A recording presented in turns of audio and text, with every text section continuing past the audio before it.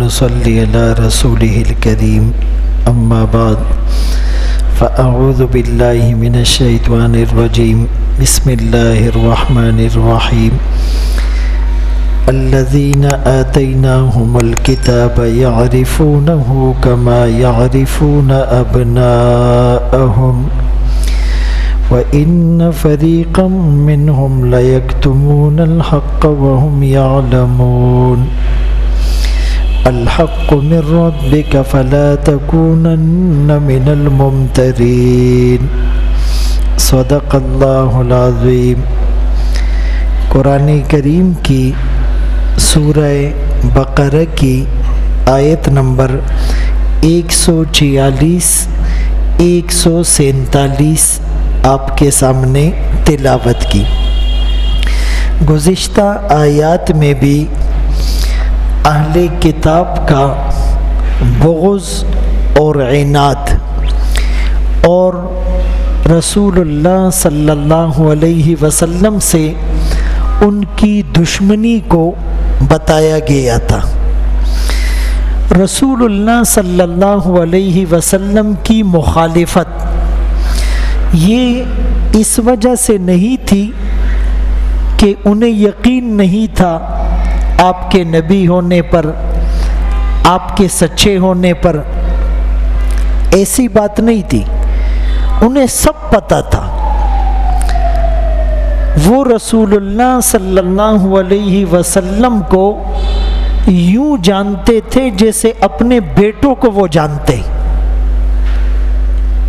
لیکن حسد کہ نبی ہم میں سے کیوں نہیں آیا، عناد،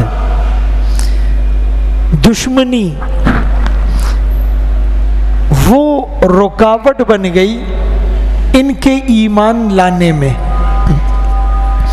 الذین، وہ لوگ، آتیناہم الکتاب، جنہیں ہم نے کتاب دی، یعرفونہ، وہ اس نبی کو پہچانتے تھے۔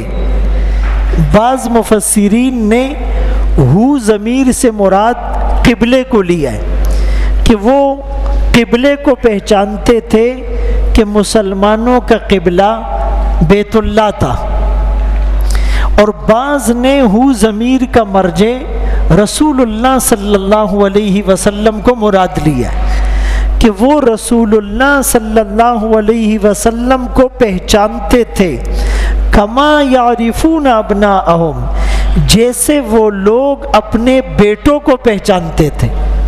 بھائی گلی میں 100 بچے کھیل رہے ہو، گراؤنڈ میں 200 بچے کھیل رہے ہو، لیکن آدمی اپنے بیٹے کو آسانی سے پہچان لیتا ہے، اس کے لباس سے، اس کے قد سے، اس کے کلر سے، اس کے اسٹائل سے، اس کی آواز سے، اس کو کوئی ڈاؤٹ نہیں ہوتا، اس کو کوئی پریشانی نہیں ہوتی۔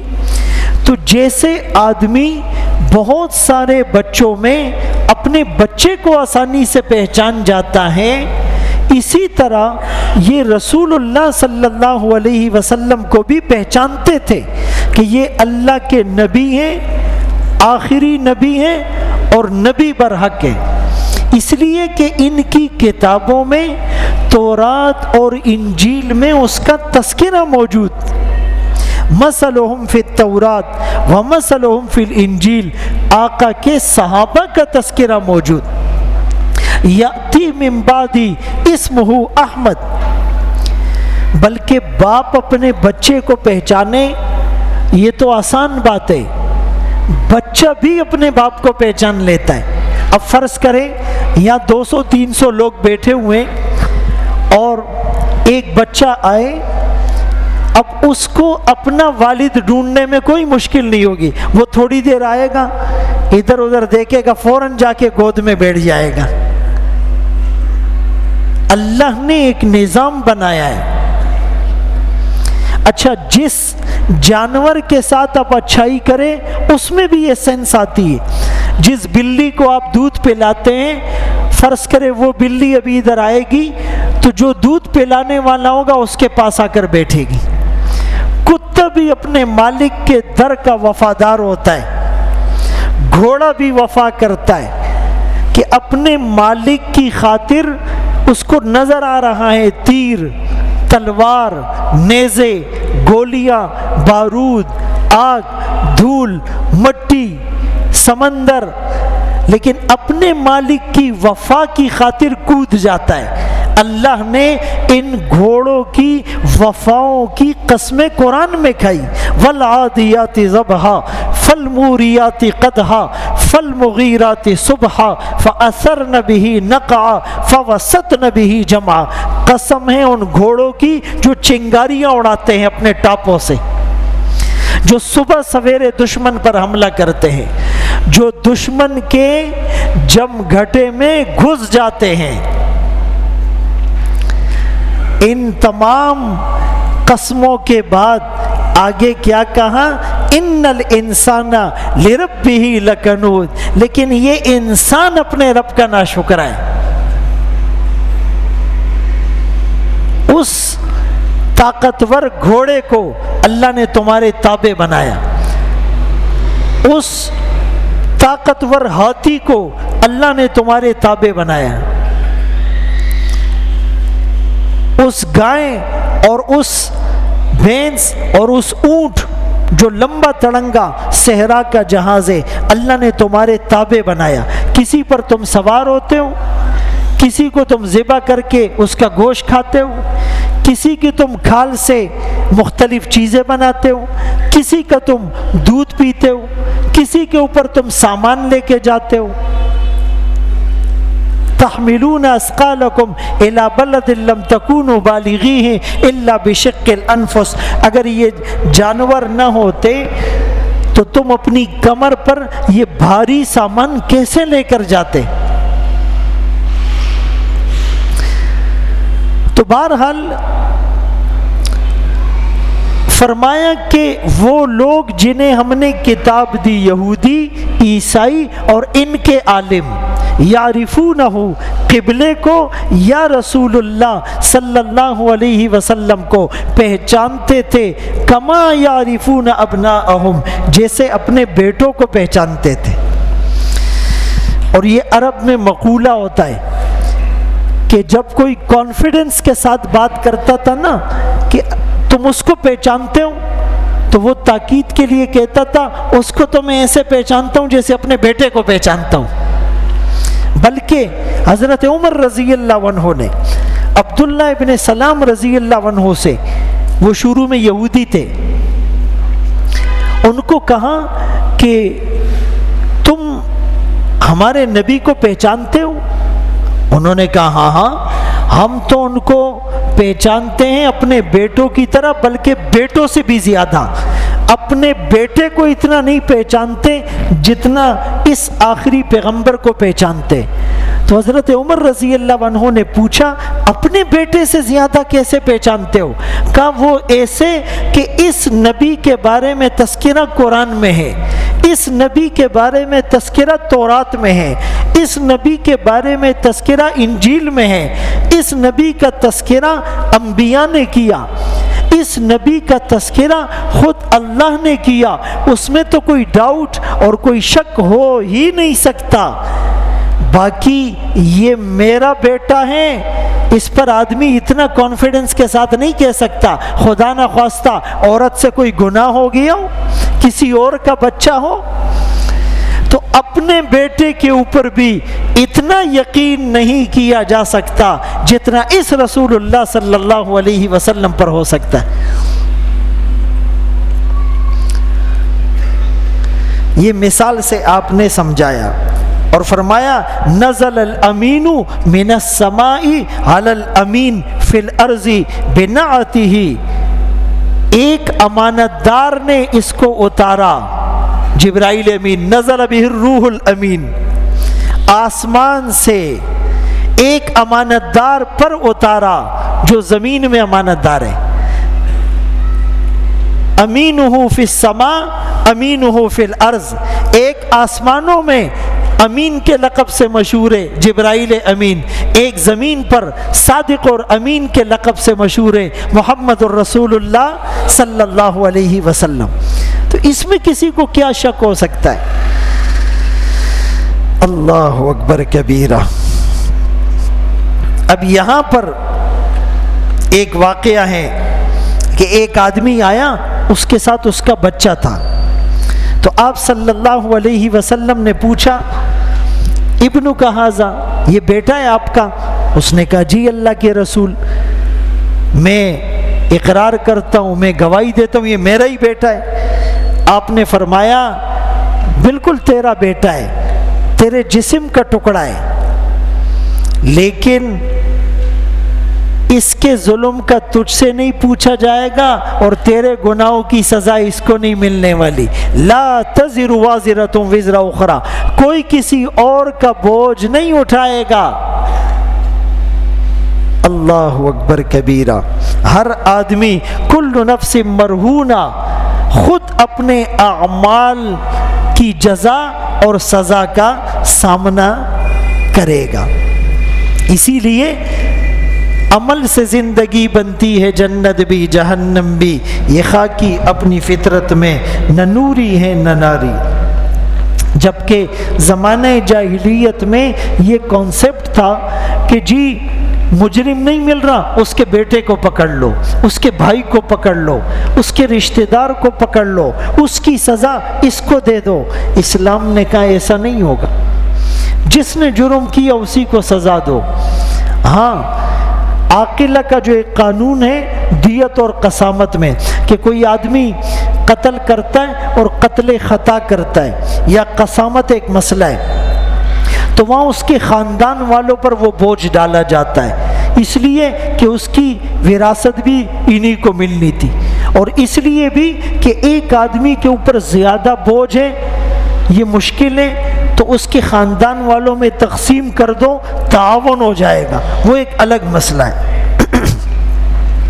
الذین، وہ لوگ آتیناہم الکتاب، جنہیں ہم نے دی کتاب، یعرفونہ، پہچانتے تھے قبلے کو یا اس نبی کو، کما یعرفون، جیسے یہ پہچانتے تھے ابناءہم، اپنے بیٹوں کو، وَإِنَّ فَرِيقًا مِّنْهُمْ، اور بے شک ایک گروہ ان میں سے اہل کتاب میں سے، لَيَكْتُمُونَ الْحَقَّ، چھپاتا تھا حق کو، وَهُمْ يَعْلَمُونَ، حالانکہ حق کو جانتا تھا، جانتے ہوئے حق کو یہ چھپاتے تھے۔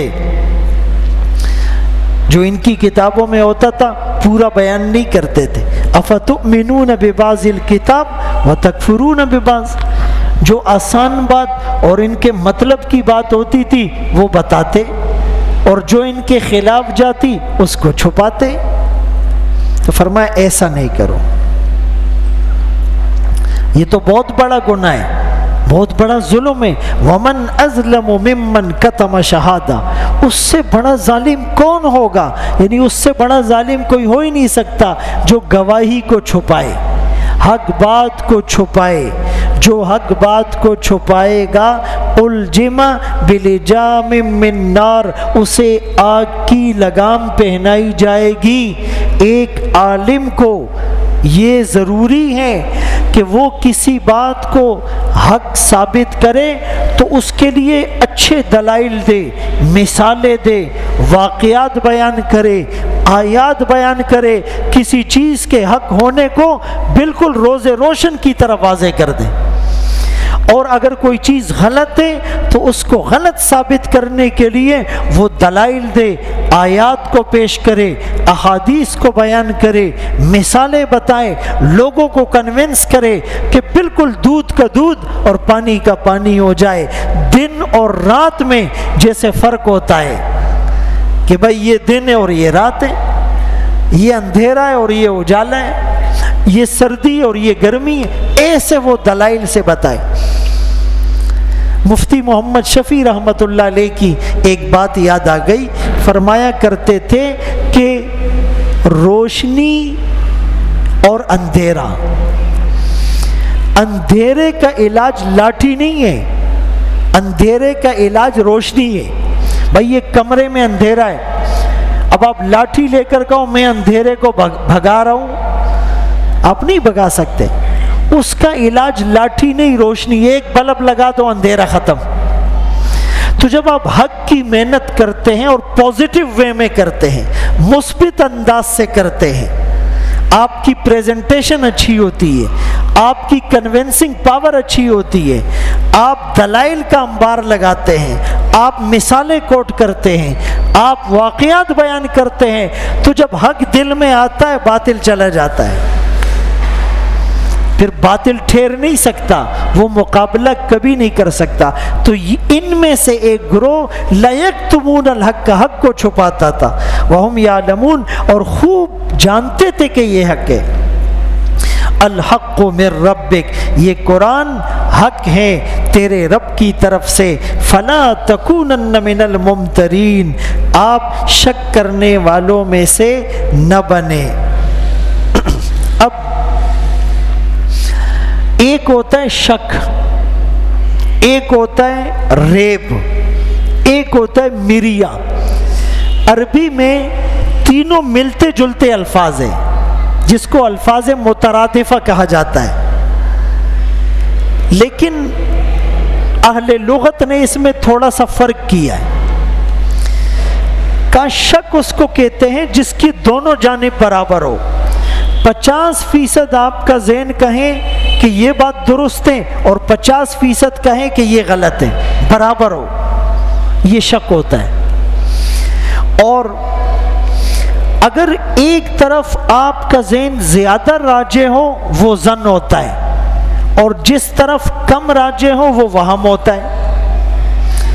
اور ایک ہوتا ہے شبیہ، شبیہ وہ ہوتی ہے جب آپ کو دو رنگوں میں ڈاؤٹ ہو کہ یہ فرض کریں بلو ہے یا سیاہ ہے۔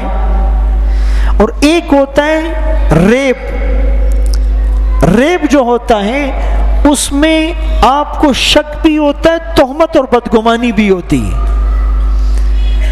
تو رسول اللہ صلی اللہ علیہ وسلم پر کافروں کو صرف شک نہیں تھا، شک بھی اور شک کے ساتھ تہمت بھی لگائی، بل افتراہ کہ نعوذ باللہ آیات کو خود گھڑا ہے، بل ہوا شاعر، نعوذ باللہ یہ تو شاعر ہے، نعوذ باللہ یہ تو کاہن ہے، نعوذ باللہ یہ تو ساحر ہے، نعوذ باللہ یہ تو مجنون ہے۔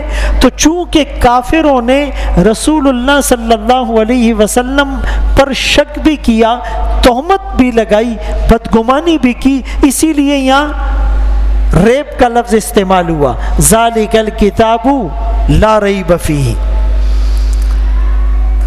اور بھی کئی مقامات پر اس کو استعمال کیا گیا، لیکن یہاں پر فلا تکونن من الممترین، ممترین کا لفظ کہا گیا کہ یہ حق ہے تیرے رب کی طرف سے، اس کے بارے میں شک میں نہ پڑو۔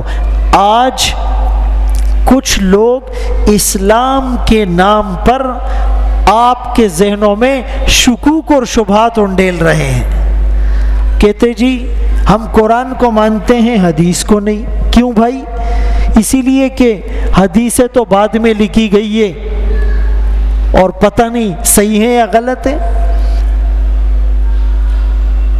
پھر کچھ لوگ کہتے ہیں جی ہم حدیثوں کو تو مانتے ہیں لیکن وہ حدیثیں تو اس وقت کے اعتبار سے تھی، 1400 سال بعد حالات تبدیل ہو گئے، اب اس کا مطلب دوسرا ہوگا، اب ہم اپنی عقل کو استعمال کریں گے۔ تو اسی طرح شکوک اور شبہات کی پرچھائیاں بڑھ رہی ہیں اور آپ کے ذہن کو اسلام سے متنفر کرنے کی کوشش کی جا رہی ہے۔ اس کا حل کیا ہے؟ اس کا حل ہے قرآن کے ساتھ تعلق مضبوط ہو۔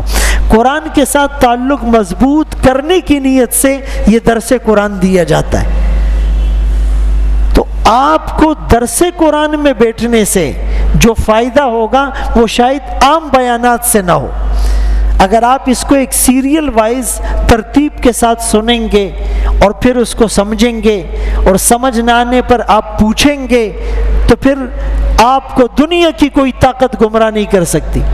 ایسے عام لوگ کہ جو عالم نہیں ہوتے لیکن علماء کے درسوں میں بیٹھتے ہیں، بڑے بڑے پروفیسر ان سے بات کرتے ہیں، اور اللہ اس درس کی برکت سے ان کے ذہن میں ایسا جواب ڈالتے ہیں کہ وہ بیچارہ مبہوت اور ششدر رہ جاتا ہے۔ فَبُہِتَ الَّذِي كَفَرَ، یہ قرآن کا معجزہ ہے، لیکن اس کو سبق کی طرح ہم نے پڑھنا ہے۔ اور جو فضائل علم حاصل کرنے پر ہیں کہ بھائی فرشتے اس کے قدموں کے نیچے پر بچھاتے ہیں، اور سمندر میں مچھلیاں، اور ہواؤں میں پرندے، اور جنگل میں درندے، اور فرشتے اس کے لیے مغفرت کی دعائیں کرتے ہیں، تو آپ اگر درس میں اس نیت سے آئیں گے کہ میں سیکھنے کے لیے جا رہا ہوں، آپ طالب علم بن گئے، آپ کو یہ فضیلت بھی مل جائے گی۔ یہ معمولی بات نہیں ہے۔ اسی لیے فضائل کے استحضار کے ساتھ کسی نیکی کو کرنا، اس کا مزہ ہی الگ ہوتا ہے، اس کا رنگ ہی الگ ہوتا ہے، اس کا فائدہ زیادہ ہوتا ہے۔ اللہ تعالیٰ ہم سب کو ان باتوں پر عمل کی توفیق نصیب فرمائے۔ وآخر دعوانا الحمدللہ رب العالمین۔ استغفر اللہ العظیم الذی لا الہ الا هو الحی القیوم واتوب الیہ۔ یا حی یا قیوم برحمتک استغیث اصلح لی شأنی کلہ ولا تکلنی الی نفسی طرفۃ عین۔ صلی اللہ تعالی علی خیر خلقہ محمد وآلہ واصحابہ اجمعین برحمتک یا ارحم الراحمین۔